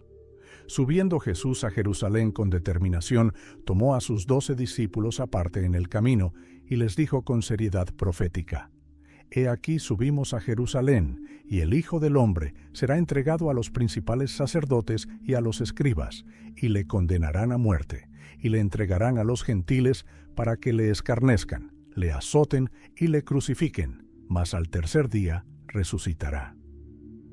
Era su predicción más detallada y específica de la pasión venidera. Especificó exactamente quiénes estarían involucrados en su muerte, qué tratamiento cruel recibiría y cómo moriría exactamente. Pero también reafirmó con certeza la promesa gloriosa de resurrección al tercer día. Entonces se le acercó la madre de los hijos de Zebedeo con sus hijos, postrándose ante él y pidiéndole algo importante. Cuando Jesús preguntó qué quería, ella le dijo: Ordena que en tu reino se sienten estos mis 2 hijos, el uno a tu derecha y el otro a tu izquierda. La petición ambiciosa revelaba que aún no entendían la verdadera naturaleza del reino. Pensaban persistentemente en términos de posiciones de honor en un reino terrenal político. Jesús acababa de hablar claramente de su muerte violenta, pero ellos seguían enfocados obsesivamente en la gloria futura. Respondiendo Jesús dijo: ¿No sabéis lo que pedís? ¿Podéis beber del vaso que yo he de beber y ser bautizados con el bautismo con que yo soy bautizado? El vaso y el bautismo se referían a su sufrimiento venidero. Ellos dijeron confiadamente: «Podemos». Jesús les dijo: «A la verdad, de mi vaso beberéis, y con el bautismo con que yo soy bautizado, seréis bautizados. Pero el sentaros a mi derecha y a mi izquierda, no es mío darlo, sino a aquellos para quienes está preparado por mi Padre». Cuando los otros 10 discípulos oyeron esto, se enojaron contra los 2 hermanos. La ambición egoísta de algunos provocó rivalidad y celos entre todos. Entonces Jesús, llamándolos, dijo: «Sabéis que los gobernantes de las naciones se enseñorean de ellas, y los que son grandes ejercen sobre ellas potestad. Mas entre vosotros no será así, sino que el que quiera hacerse grande entre vosotros será vuestro servidor, y el que quiera ser el primero entre vosotros será vuestro siervo». Era la lección final y definitiva sobre la grandeza en el reino. El liderazgo auténtico se ejercía a través del servicio sacrificial, no del dominio autoritario. El modelo supremo era Jesús mismo. Como el Hijo del Hombre no vino para ser servido, sino para servir y para dar su vida en rescate por muchos. Al salir ellos de Jericó, una gran multitud le siguió, y dos ciegos que estaban sentados junto al camino, oyendo que Jesús pasaba, clamaron diciendo: «Señor, Hijo de David, ten misericordia de nosotros». Y la gente les reprendía para que callasen, pero ellos clamaban más: «Señor, Hijo de David, ten misericordia de nosotros». Jesús se detuvo, los llamó y les dijo: «¿Qué queréis que os haga?». Le dijeron: «Señor, que sean abiertos nuestros ojos». Entonces Jesús, teniendo misericordia de ellos, les tocó los ojos, y enseguida recibieron la vista, y le siguieron. Era el último milagro registrado antes de entrar a Jerusalén, donde su destino final le esperaba. Cuando se acercaron a Jerusalén, Jesús envió a 2 discípulos con una misión específica. En el capítulo 21, versículos 1 al 3, les dijo: «Id a la aldea que está enfrente de vosotros, y luego hallaréis una asna atada, y un pollino con ella. Desatadla, y traédmelos. Y si alguien os dijere algo, decid: el Señor los necesita, y luego los enviará». Todo esto sucedió para cumplir lo que había dicho el profeta. Mateo registra en los versículos 4 y 5: «Todo esto aconteció para que se cumpliese lo dicho por el profeta, cuando dijo: Decid a la hija de Sión: He aquí, tu rey viene a ti, manso y sentado sobre una asna, sobre un pollino, hijo de animal de carga». Los discípulos trajeron el asna y el pollino, pusieron sobre ellos sus mantos, y Jesús se sentó encima. Una gran multitud extendía sus mantos en el camino, mientras otros cortaban ramas de los árboles y las tendían por donde él pasaba. Las multitudes que iban delante y las que seguían aclamaban según el versículo 9: «Hosana al Hijo de David. Bendito el que viene en el nombre del Señor. Hosana en las alturas». Cuando entró en Jerusalén, toda la ciudad se conmovió. La gente preguntaba quién era este, y las multitudes decían: «Este es Jesús el profeta, de Nazaret de Galilea». Jesús entró en el templo de Dios y echó fuera a todos los que vendían y compraban en el templo. Volcó las mesas de los cambistas y las sillas de los que vendían palomas, diciéndoles en el versículo 13: «Escrito está: mi casa, casa de oración, será llamada, mas vosotros la habéis hecho cueva de ladrones». Los ciegos y los cojos vinieron a él en el templo, y los sanó. Cuando los principales sacerdotes y los escribas vieron las maravillas que hacía, y a los muchachos aclamando en el templo: «Hosana al Hijo de David», Zrenia indignaron. Al día siguiente, cuando regresaba a la ciudad, Jesús tuvo hambre. Vio una higuera cerca del camino y se acercó a ella, pero no halló nada en ella, sino hojas solamente. En el capítulo 21, versículo 19, le dijo: «Nunca jamás nazca de ti fruto». Al instante la higuera se secó. Los discípulos se maravillaron y preguntaron cómo había sucedido tan pronto. Jesús les respondió en los versículos 21 y 22: «De cierto os digo que si tuviereis fe y no dudaréis, no solo haréis esto de la higuera, sino que si a este monte dijereis: quítate y échate en el mar, será hecho. Y todo lo que pidiereis en oración, creyendo, lo recibiréis».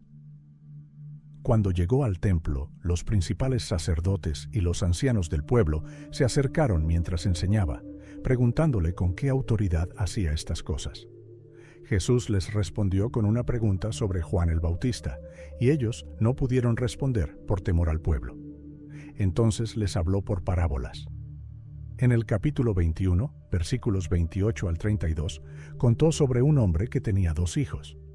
Al primero le dijo que fuera a trabajar en la viña, pero él se negó, aunque después se arrepintió y fue.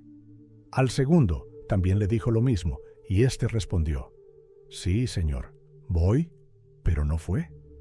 Jesús preguntó cuál de los 2 hizo la voluntad del Padre, y cuando respondieron que el primero, les dijo: «De cierto os digo que los publicanos y las rameras van delante de vosotros al reino de Dios». Siguió con otra parábola en los versículos 33 al 44 sobre un hombre que plantó una viña, la arrendó a labradores y se fue lejos. Cuando llegó el tiempo de los frutos, envió sus siervos, pero los labradores los golpearon y mataron. Finalmente envió a su hijo pensando, «Tendrán respeto a mi hijo». Pero cuando los labradores vieron al hijo, dijeron, «Este es el heredero. Venid, matémosle y apoderémonos de su heredad». En el capítulo 22, Jesús continuó hablando por parábolas. Contó sobre un rey que hizo fiesta de bodas a su hijo y envió a sus siervos a llamar a los convidados, pero no quisieron venir. Envió otros siervos diciendo en los versículos 4 y 5, «Decid a los convidados, he aquí, he preparado mi comida, mis toros y animales engordados han sido muertos, y todo está dispuesto. Venid a las bodas». Mas ellos, sin hacer caso, se fueron, uno a su labranza y otro a sus negocios. Los fariseos se reunieron y enviaron a sus discípulos junto con los herodianos para ponerle una trampa.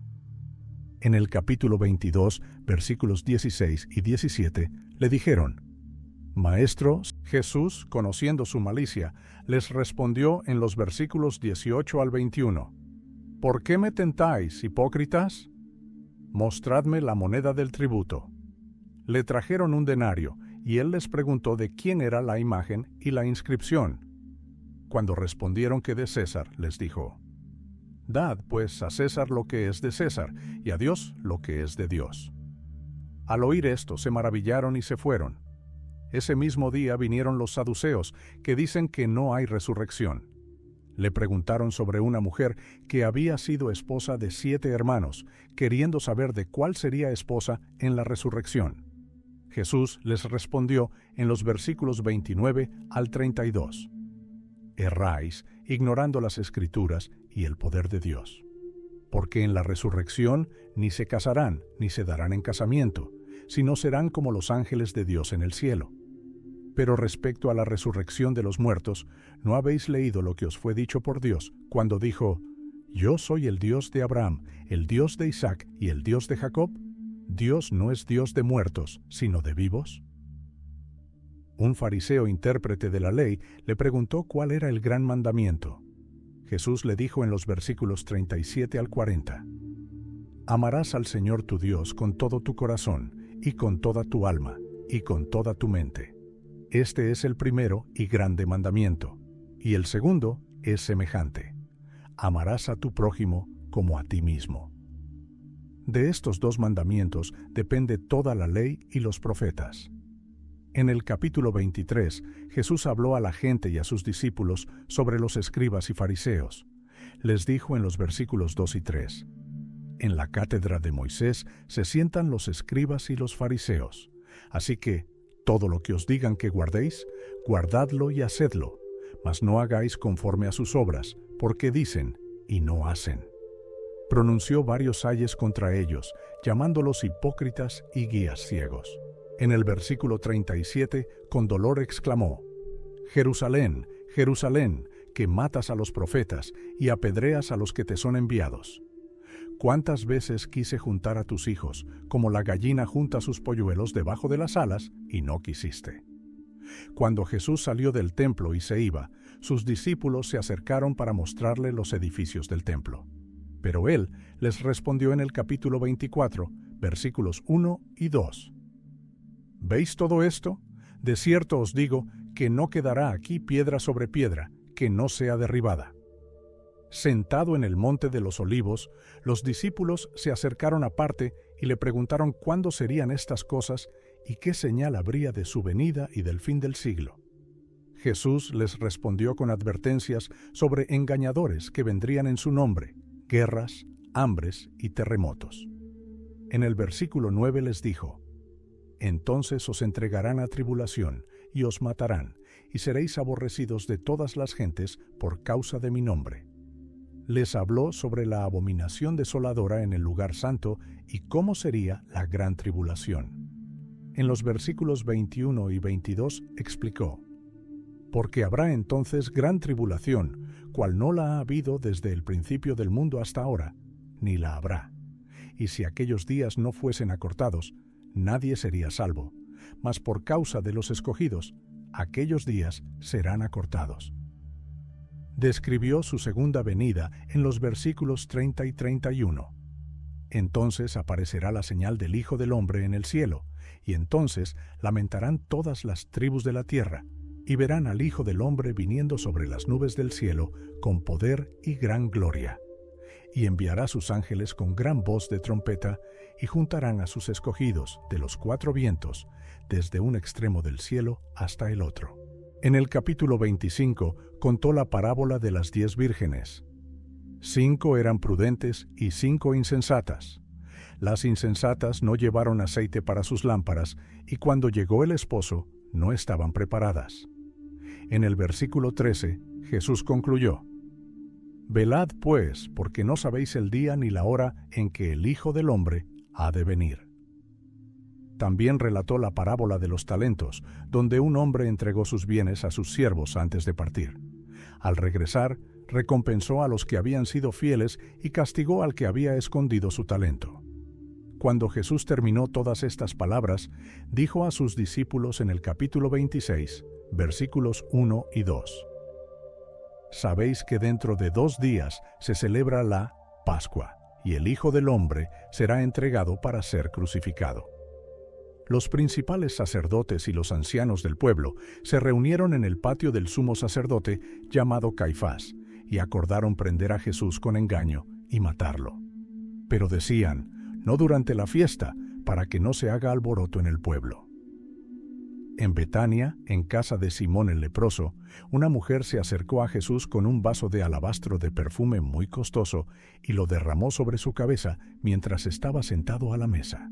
Los discípulos se indignaron diciendo que era un desperdicio, pero Jesús les dijo en los versículos 12 y 13: Porque al derramar este perfume sobre mi cuerpo, lo ha hecho a fin de prepararme para la sepultura. De cierto os digo que donde quiera que se predique este evangelio en todo el mundo, también se contará lo que ésta ha hecho, para memoria de ella. Entonces Judas Iscariote fue a los principales sacerdotes y les dijo: ¿Qué me queréis dar? Y yo os lo entregaré. Ellos le asignaron 30 piezas de plata, y desde entonces buscaba oportunidad para entregarlo. El primer día de la fiesta de los panes sin levadura, los discípulos preguntaron a Jesús dónde querría comer la Pascua.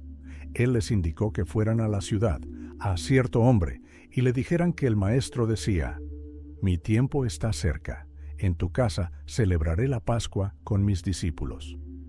Cuando llegó la noche, se sentó a la mesa con los 12. Mientras comían, les dijo en el versículo 21: De cierto os digo, que uno de vosotros me va a entregar. Cada uno comenzó a preguntarle: ¿Soy yo, Señor? Él respondió que el que mojaba con él la mano en el plato, ese lo entregaría. Mientras comían, Jesús tomó el pan, lo bendijo, lo partió y se lo dio a los discípulos, diciendo en el versículo 26: Tomad, comed, esto es mi cuerpo.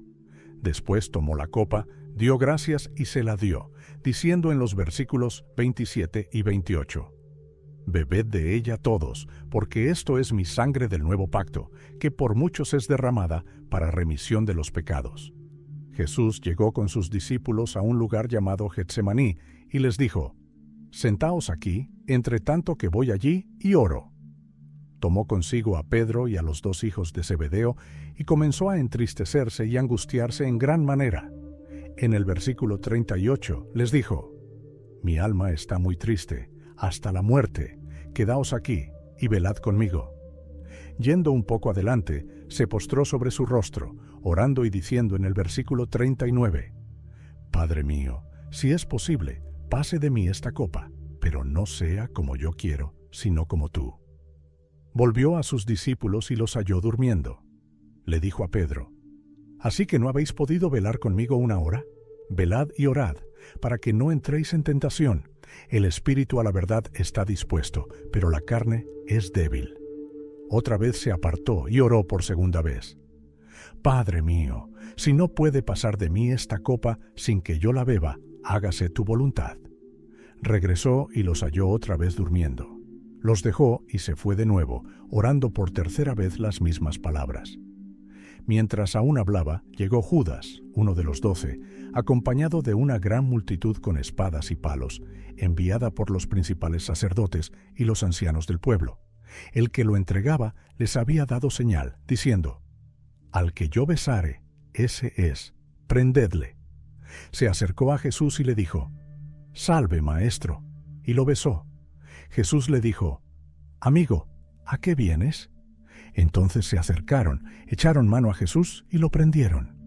Uno de los que estaban con Jesús extendió la mano, sacó su espada, hirió al siervo del sumo sacerdote y le cortó la oreja. Entonces Jesús le dijo en los versículos 52 al 54, «Vuelve tu espada a su lugar, porque todos los que tomen espada, a espada perecerán. ¿Acaso piensas que no puedo ahora orar a mi Padre y que Él no me daría más de 12 legiones de ángeles? Pero ¿cómo entonces se cumplirían las Escrituras de que es necesario que así se haga?». Los que prendieron a Jesús lo llevaron al sumo sacerdote Caifás, donde estaban reunidos los escribas y los ancianos. Pedro lo siguió de lejos hasta el patio del sumo sacerdote y entró y se sentó con los alguaciles para ver el fin.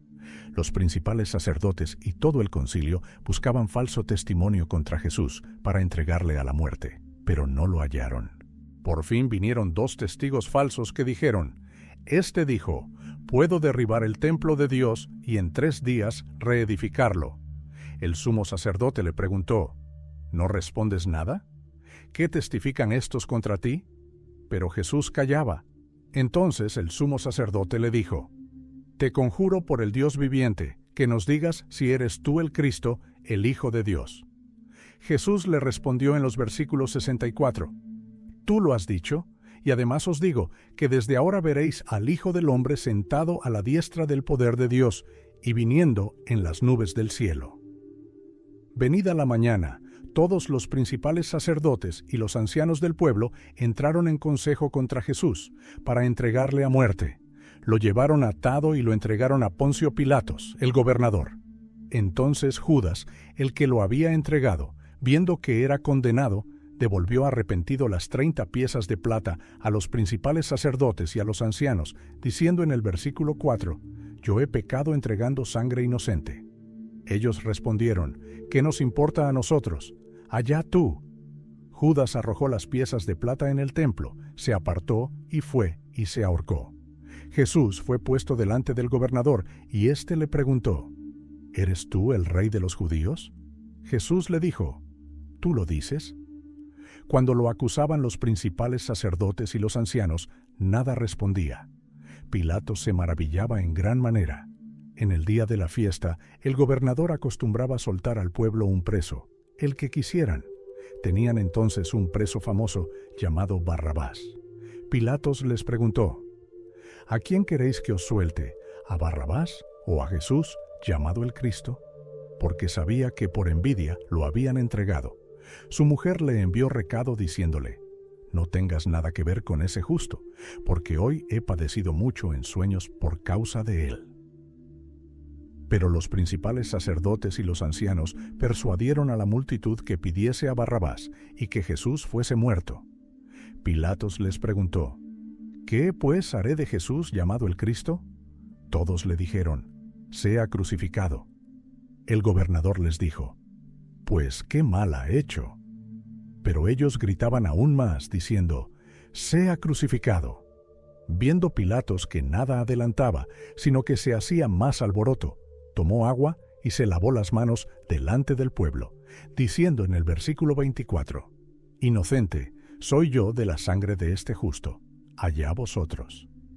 Los soldados del gobernador llevaron a Jesús al pretorio y reunieron alrededor de él toda la compañía. Le desnudaron y le echaron encima un manto de escarlata. Pusieron sobre su cabeza una corona tejida de espinas y una caña en su mano derecha. Hincando la rodilla delante de él, le escarnecían diciendo: «Salve, Rey de los judíos». Le escupían, tomaban la caña y le golpeaban en la cabeza.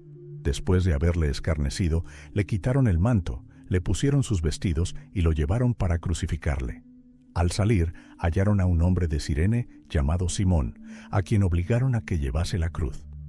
Llegados al lugar llamado Gólgota, que significa lugar de la calavera, le dieron a beber vinagre mezclado con hiel, pero después de haberlo probado, no quiso beberlo. Cuando lo hubieron crucificado, repartieron entre sí sus vestidos, echando suertes.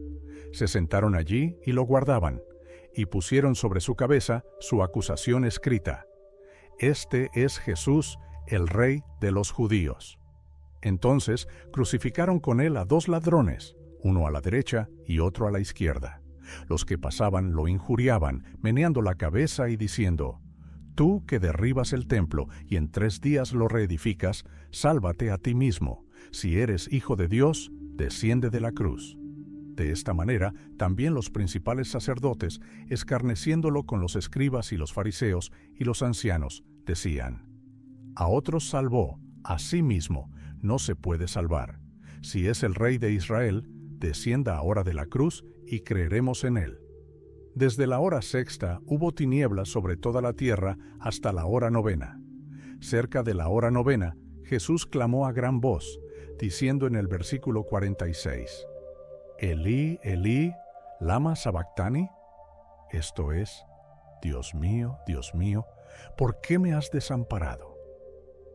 Algunos de los que estaban allí decían: A Elías llama éste.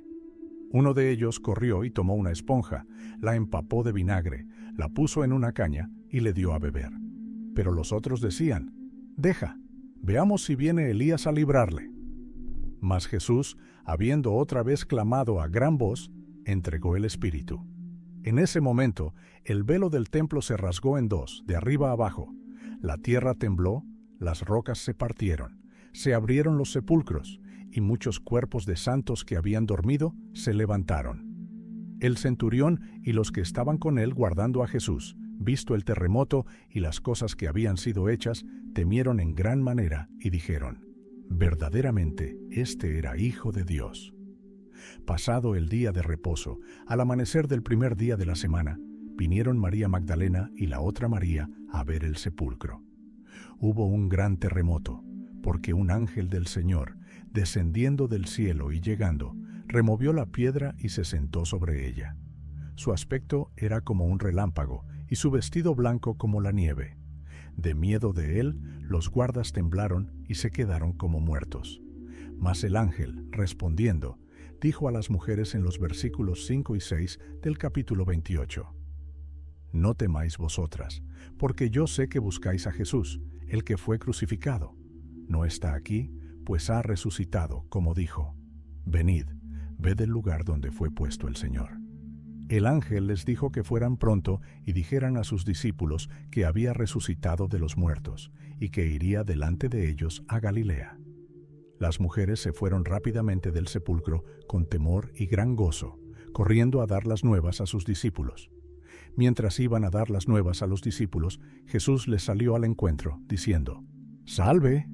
Ellas, acercándose, abrazaron sus pies y lo adoraron. Entonces Jesús les dijo: No temáis, id, dad las nuevas a mis hermanos, para que vayan a Galilea, y allí me verán. Mientras ellas iban, algunos de la guardia fueron a la ciudad y dieron aviso a los principales sacerdotes de todas las cosas que habían acontecido.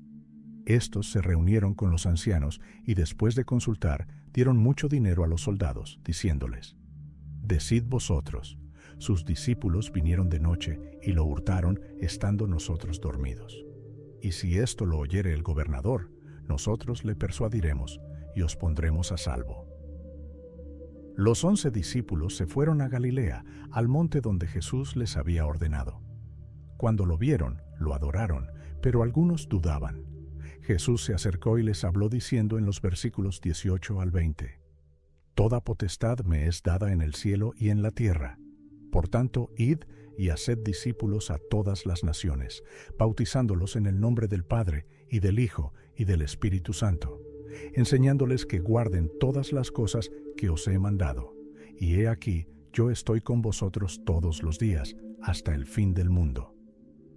Si este estudio te ha tocado el corazón y te ha ayudado a entender mejor la palabra de Dios, no olvides suscribirte a nuestro canal y activar la campanita para no perderte ningún contenido nuevo.